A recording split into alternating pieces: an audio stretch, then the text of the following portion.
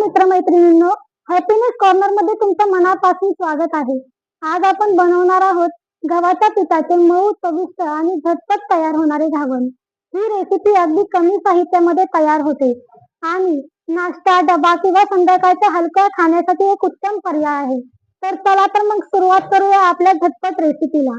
त्यासाठी लागणारे साहित्य आहे: हिरवी कोथिंबीर, एक बारीक चिरलेला कांदा, एक चमचा जिरे, 3 ते 4 हिरव्या मिरच्या बारीक चिरून, एक मोठा कप गव्हाचे पीठ, मीठ आणि हळद आणि तव्याला लावण्यासाठी थोडेसे तेल. चला तर मग आता रेसिपी बनवायला सुरुवात करूया. त्यासाठी मी या भांड्यामध्ये एक मोठा कप गव्हाचे पीठ घेतले आहे.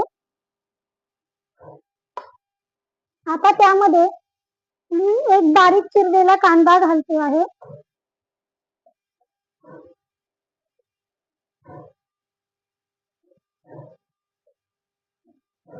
3 ते 4 बारीक चिरलेल्या हिरव्या मिरच्या,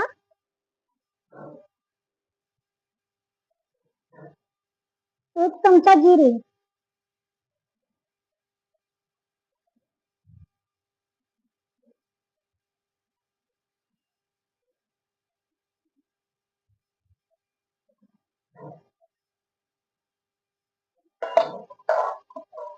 पाव चमचा हळद,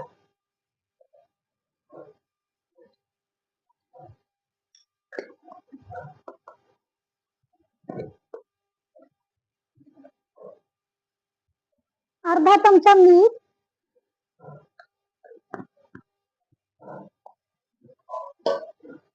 आणि शेवटी बारीक चिरलेली हिरवी कोथिंबीर.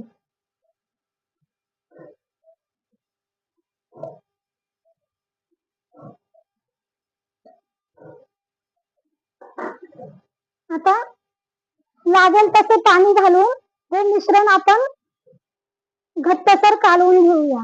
रेसिपी कुठेही स्किप करू नका. खूप सोपी रेसिपी आहे आणि चवीलाही छान आहे. ज्या कपाच्या मापाने मी गव्हाचे पीठ घेतले होते त्याच एक कप मी आता पाणी घेतले आहे आणि लागेल तसे या पिठामध्ये थोडे थोडे करून मिक्स करते. पीठ जास्त घट्टही नको आणि जास्त पातळही नको.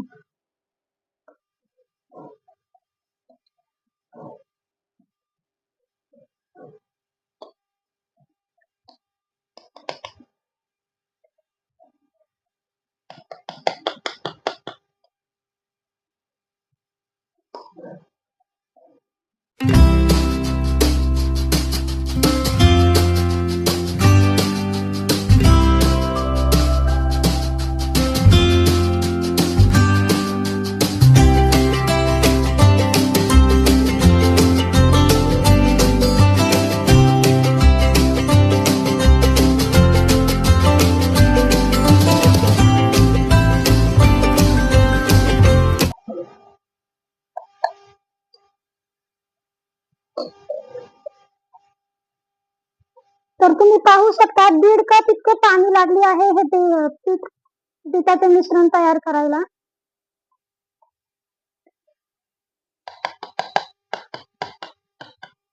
तर पहा, अशा प्रकारे मिश्रण तयार आहे.